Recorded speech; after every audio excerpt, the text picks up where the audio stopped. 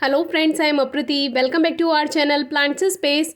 कुछ दिन पहले हमने आपसे कोरियोप्सिस प्लांट शेयर किया था, जिसके फ्लावर्स को हमने कॉस्मोस प्लांट के फ्लावर्स से भी कंपेयर किया था।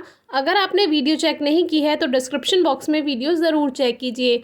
ये प्लांट हमने 3 साल पहले ग्रो किया था, उसके बाद ग्रो नहीं किया था और तब से ये हमारे गार्डन में बना हुआ है।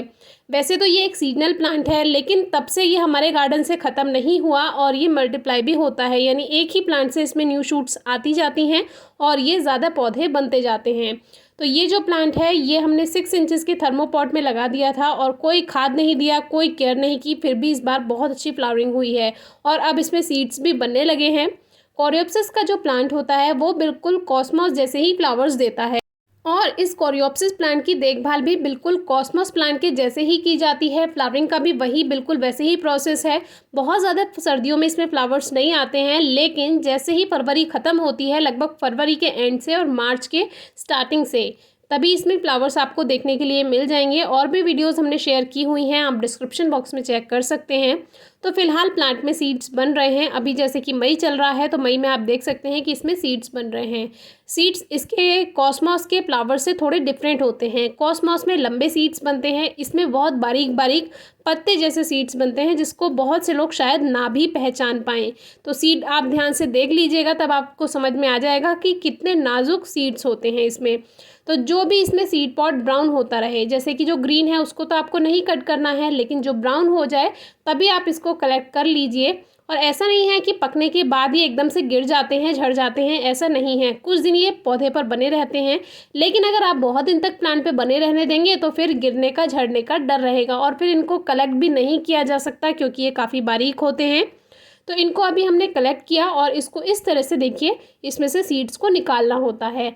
अगर आपको समझ ना आए कि इनमें सीड्स कौन से हैं और वेस्ट कौन सा है, यानी कूड़ा कचरा क्या है और सीड क्या है, तो आप इसको ऐसा का ऐसा इकट्ठा करके रख सकते हैं। लेकिन फिर भी हम आपको इसके सीड्स दिखा ही देते हैं। तो जो ये कूड़ा सा है, इसमें जो आपको डार्क ब्लैक कलर के सीड्स दिखाई देंगे, जो कि बहुत छोटे छोटे हैं और कूड़ा ही जैसा देखने में लगता है, लेकिन ये कूड़ा नहीं है, ये इसके सीड्स ही होते हैं। अभी इनको कलेक्ट तो हमने कर लिया, लेकिन इनको सेव कैसे करना है? सेव करने के लिए डायरेक्ट इनको अभी आपको किसी बॉक्स में या किसी पॉली बैग में या किसी न्यूज़पेपर में आप इनको रैप करके बिल्कुल ना रखें। पहले कुछ दिन एक कटोरी में आप इनको खुले में रखा रहने दें, यानी कोई बोल ले लीजिए आप, उसमें खुले में इसको लगभग 10-15 दिन रखा रहने दीजिए, छायादार जगह पर।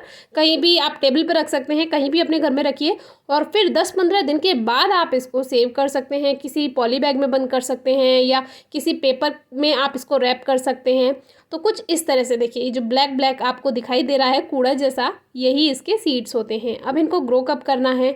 बहुत ज़्यादा सर्दियों में ग्रो ना करें, बाकी किसी भी मौसम में आप इसको मार्च से लेकर फरवरी, मार्च से लेकर आप इसको सितंबर तक कभी भी ग्रो कर सकते हैं। बहुत ज़्यादा सर्दियों में प्लांट ठीक तो रहेगा, सर्वाइव तो करेगा, लेकिन फ्लावर्स नहीं मिल पाएंगे। इसीलिए कोशिश कीजिएगा कि इसको सर्दियों में आप ग्रो ना करें। जैसे कि विंटर का जो कॉस्मोस प्लांट होता है उसके सीड्स अलग आते हैं, लेकिन जो हम नॉर्मली कॉस्मोस ग्रो करते हैं ऑरेंज एंड येलो कलर का, वो गर्मियों का और रेनी सीजन का फ्लावरिंग प्लांट है। केवल गर्मियों में और रेनी सीजन में फ्लावर्स देगा, सर्दियों में वो नहीं देगा। सर्दियों के लिए आपको विंटर सीड्स ग्रो करने होंगे।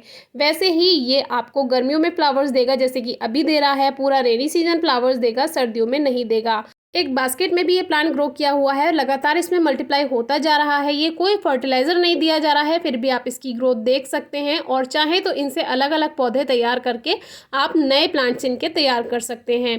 जब भी इनके सीड्स ग्रो करें तो 70% आप काउडंग या वर्मी कंपोस्ट लीजिए और उसमें 30% सैंड, रिवर सैंड ले सकते हैं, बालू मिट्टी ले सकते हैं, वो मिक्स करके उसमें ग्रो कीजिए, या केवल कोकोपीट में भी ग्रो कर सकते हैं। लेकिन 70% काउडंग या वर्मी कंपोस्ट और 30% सैंड का जो मिक्सचर होता है उसमें 100% रिजल्ट मिलता है।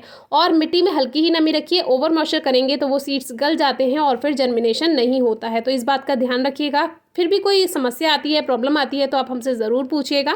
Thank you.